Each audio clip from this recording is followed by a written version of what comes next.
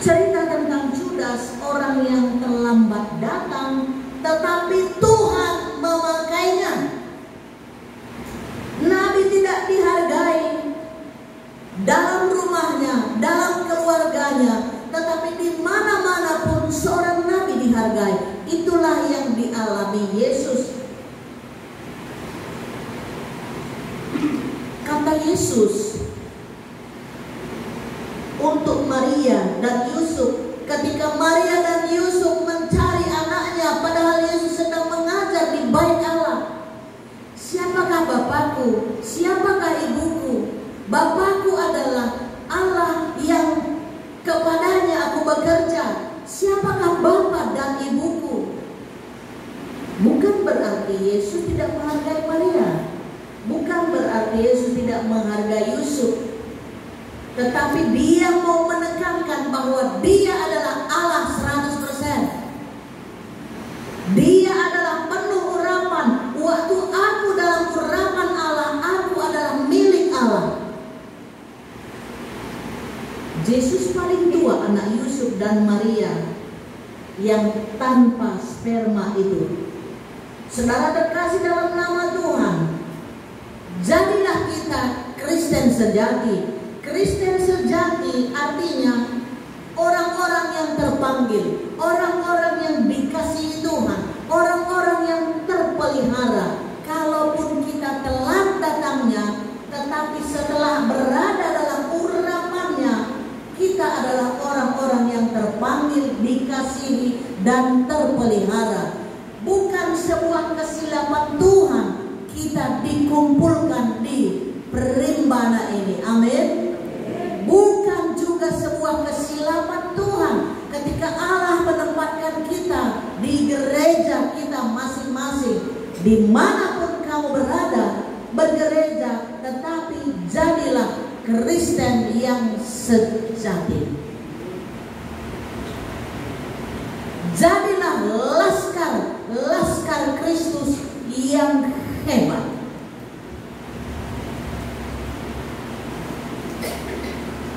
Kembali kita kupas tentang Judas 1 pasal 16. Mereka itu orang-orang yang mengerutu dan mengeluh tentang nasibnya. Mengeluh tidak akan pernah menyelesaikan masalah, tetapi menambah masalah. Mengeluh tidak akan bisa membuat iman kita menjadi dewasa, tetapi jalan di tempat. Mengeluh itu tidak akan bisa karya urapan Tuhan bekerja dan nyata dalam hidup kita. Karena itu kelilingilah dirimu dengan keindahan. Di dunia kuno, keindahan dianggap sebagai sesuatu yang langka dan luar biasa. Bahkan Taman Eden itu, Eden artinya molek cantik. Firdaus itu artinya molek cantik. Kelilingi diri kita dengan keindahan-keindahan. Apa yang dilakukan keindahan pada kita?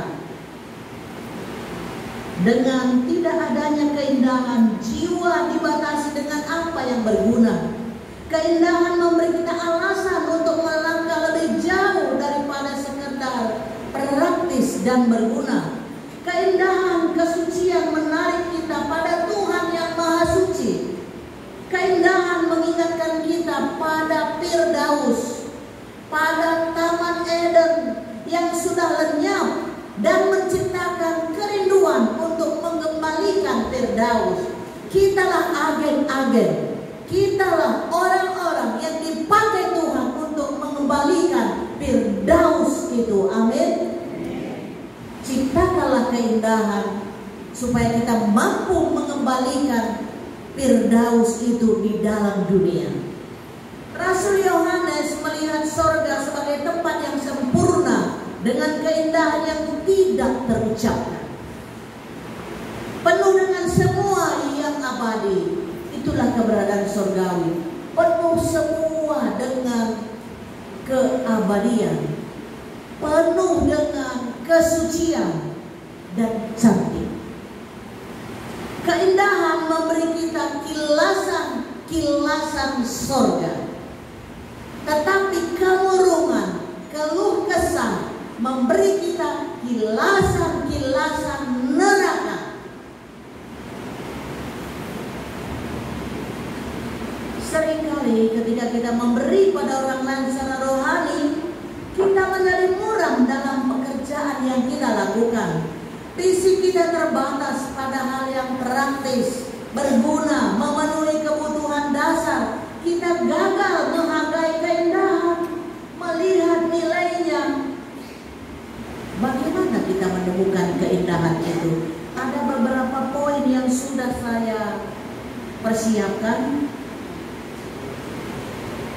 Berikan mata, berikan telinga, berikan indera, dan seluruh keberadaan Anda mencebur ke dalam keindahan. Pada saat ini kita dipenuhi urapan Tuhan, mata, telinga, hati terkoneksi kepada Tuhan. Selain itu, berikan juga waktu kita, umpamanya 1 jam di taman atau di kebun, 1 jam di kolam renang. Sore hari dihabiskan di bukit tinggi dengan pemandangan lembah atau tebing di bawahnya. Malam hari di pantai, melihat matahari tenggelam, melihat matahari terbit, melihat matahari tenggelam. Pagi yang tenang di gereja, mengamati tarian cahaya sinar matahari, air, warna, bentuk harmonis, keheningan, tanaman, bunga, suara. Itu semua adalah simbol keindahan.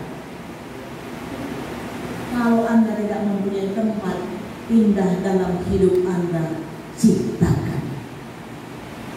Cari. Kalau Anda memilikinya, sisihkan waktu di sana. Penuhi dirimu dengan keindahan, jauhkan dirimu dengan keluhan. Keluhan memperpendek usia, sementara keindahan memperpanjang usia. Saya percaya perimbana, lansia perimbana akan semua awet muda. Usia yang panjang diberkati Tuhan, penuh urapan, anak cucunya akan menjadi berkat. Kalau sudah amin berarti sudah bisa kita akhiri ini ya. Ada 2 hal penting dalam Yudas 1:16-21. Itu yang penting adalah 2 ayat.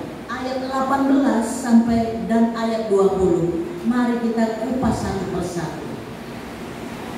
Ada 2 ayat yang menjadi poin penting dari nas ini dalam ayat 18. Menjelang akhir zaman. Siapa yang bisa baca dalam 2 Timotius 3 ayat 1? Tolong dibaca. Menjelang akhir zaman. 2 Timotius 3 ayat 1. Apa kata firman Tuhan?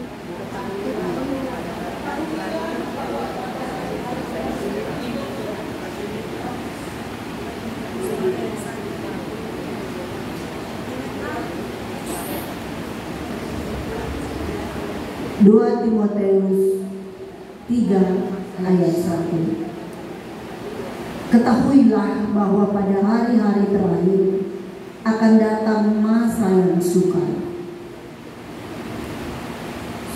Ya, terima kasih. Ketahuilah, camkanlah, pada hari-hari terakhir akan datang masa yang sukar. Situasi menjadi buruk dengan mendekatnya akhir zaman.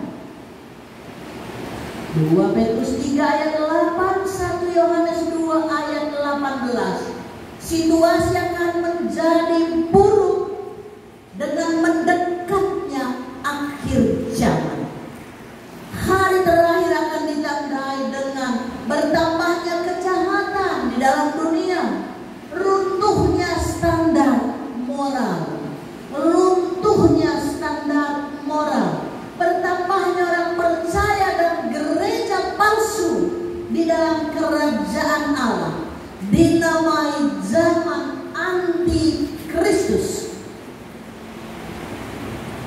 Banyak juga menjadi nabi-nabi palsu. Lain kata mulut, lain kata di hati. Banyak orang yang munafik. Banyak orang yang mencari jalan pintas tanpa mau diproses. Antikristus berarti banyak orang yang murtad, meninggalkan imannya, meninggalkan keyakinannya. Bahkan banyak juga orang menjadi kedurhakaan. Roh kedurhakaan, kasih menjadi dingin. Matius 24 ayat 10 sampai dengan 12. Para pemimpin palsu memakai keselamatan tanda petik. Masa ini sungguh menjadi masa yang sulit dan berat bagi orang yang setia kepada Allah. Masa ini sungguh sulit dan berat bagi orang yang setia kepada Allah. Tetapi ada lanjutannya. Tetaplah engkau percaya Tuhan. Allah tidak akan pernah meminta kita pergi ke tempat yang tidak dituntunnya. Kalaupun itu terjadi, imanmu tidak akan pernah bergeming akan apapun itu.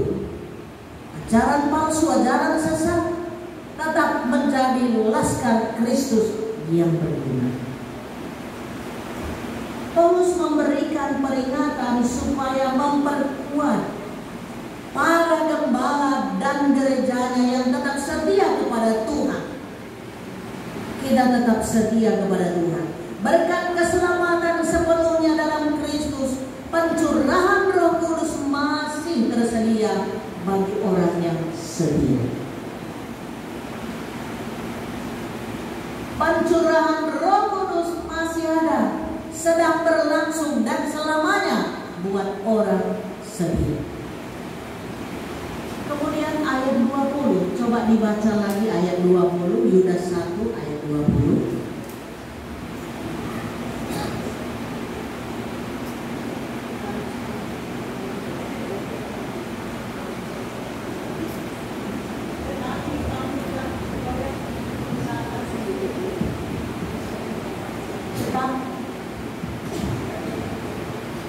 Yudas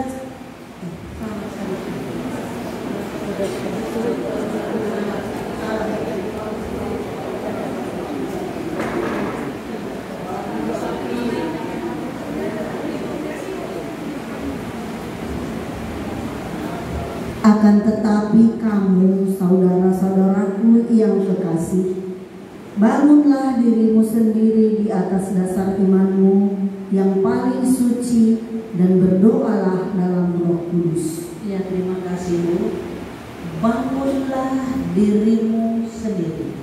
Orang percaya harus mempertahankan dan memperluas iman serta melawan ajaran palsu dengan 4 cara. Bangunlah dirimu.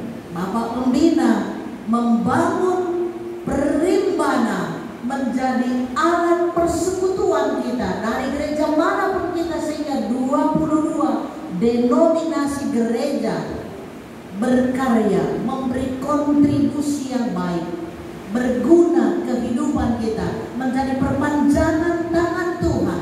Jangan genggam berkat sendiri, tetapi berkarya, tetapi melakukannya.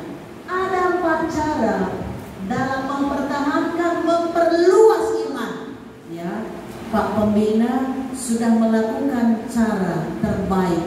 Di Kota Medan ada menara mesbah pujian penyembahan setiap Selasa, dan bagian daripada yang dilakukan Bapak Pembina kita itu tidak akan pernah hilang, tetapi itu dicatat dalam kitab kehidupan. Amin. Jika Pak Pembina kita melakukan itu, apa yang kita lakukan dalam kehidupan kita? Ada 4 cara bangun diri dalam iman yang kudus, dalam Yesus Kristus dan firman-Nya yang hidup. Tiada hari tanpa doa, tiada hari tanpa baca Alkitab, tiada hari tanpa memuji bersekutu di dalam Tuhan. Itu cara membangun. Bangunlah dirimu dalam Roh Kudus. Yang kedua, berdoa dengan roh. Apa artinya berdoa dengan roh? Baca Efesus 6 ayat 18. Sebab kita ini PA, pendalaman Alkitab. Kita datang dengan tangan kosong, pulang dengan tangan penuh. Hikmat Tuhan ada, ilmu pengetahuan kita juga bertambah. Baca Efesus 6 ayat 18. Arti berdoa dengan roh. Dalam segala doa dan permohonan, berdoalah setiap waktu di dalam roh, dan berjaga-jaga di dalam doamu itu, dan berjaga-jagalah di dalam doamu itu dengan permohonan yang tak putus-putusnya untuk segala orang kudus. Kita berdoa yang tidak pernah ada putus-putusnya lah bagi naruh manuk naruhan, song menaruhan, song lam lah bagi. Berdoa secara terus-menerus, dan bukan hanya diri kita yang kita doakan, tetapi semua orang-orang yang kudus. The power of prayer. Di mana ada doa, di sana ada kekuatan. Di mana ada doa, di sana ada kekuatan. Dengan tetap tinggal dalam lingkaran kasih Allah kepada Tuhan. Ini bagian yang ketiga. Dengan tetap tinggal dalam lingkaran kasih Allah kepada kita, ketaatan, kesetiaan kepada Allah dan firman-Nya. Bukan semua kesiapan Tuhan mempertemukan kita di sini.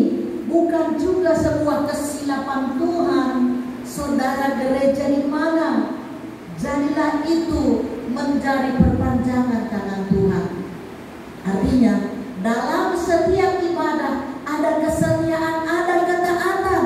Jangan pulang dulu saat pendeta berkhotbah. Seperti yang dilakukan juga di Galilea pada waktu itu. Alkitab mencatat ketika Yesus mengajar di Galilea, ada 400 dari muridnya yang meninggalkan dia. Jangan-jangan jemaat lansia gembala ada yang pergi meninggalkan ibadah sebelum waktunya pulang. Itu bukan jemaat yang setia, itu jemaat yang pura-pura. Ada orang di balik batu, gratis renang, gratis kubur, roti, pulang tanpa terima berkat. Kami tidak perlukan itu. 400 pergi sebelum selesai ibadah, tak masalah. Beri aku 12 murid, kata Yesus. Firman Tuhan, Yerusalem, Galilea, Samaria. Yang 12 itu kita bina menjadi orang-orang yang hebat. Buat apa membina orang yang pura-pura? Munafik, muka nabi, pikiran kotor.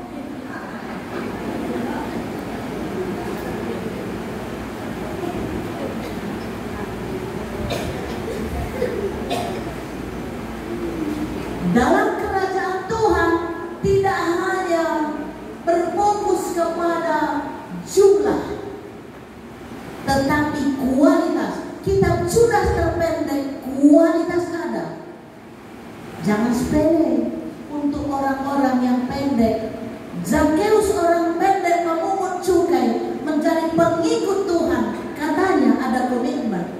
Semua orang yang pernah kutipu akan kupulangkan, kukembalikan 4 kali lipat.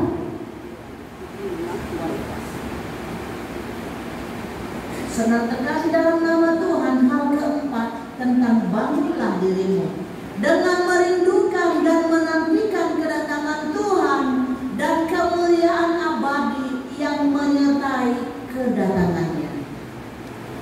Coba dulu kita baca dalam Yohanes 14 ayat 2. Dengan merindukan, menantikan kedatangan Tuhan dan kemuliaan abadi yang menyertai kedatangannya. Di rumah Bapakku banyak tempat tinggal. Jika tidak demikian, tentu aku mengatakannya kepadamu, sebab aku pergi ke situ untuk menyediakan tempat bagimu. Terima kasih Bu. Dan kesanalah stasiun terakhir kita.